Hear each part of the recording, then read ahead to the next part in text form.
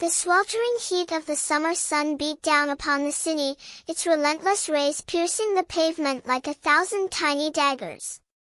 The air was heavy with the scent of ripe fruit and the distant tang of salt water, a heady mix that seemed to pulse with the rhythm of the city itself. As I walked through the crowded streets, the sounds of the city swirled around me like a living, breathing entity.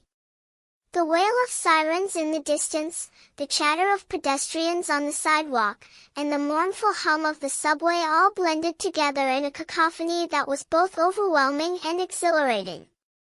But it was the music that truly stole the show.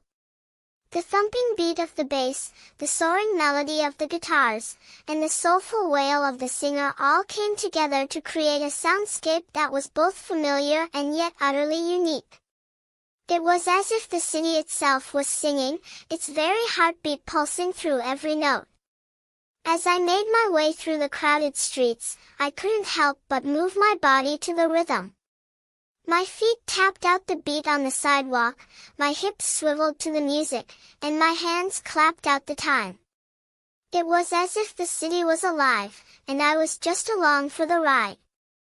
And then, just as suddenly as it had begun, the music stopped. The city fell silent, the only sound the distant hum of the subway and the distant wail of sirens. I stood there for a moment, my body still moving to the rhythm of the music, my heart pounding in time with the beat. And then, slowly, the city began to come back to life. The sounds of the city swirled around me once more, the music echoing through the streets like a distant memory. I smiled to myself, knowing that I would never forget this moment, this feeling of being one with the city, of being a part of something greater than myself.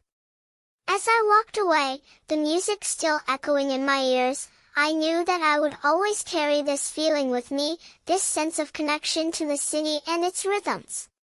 It was a feeling that I would never forget, a feeling that would stay with me for the rest of my life.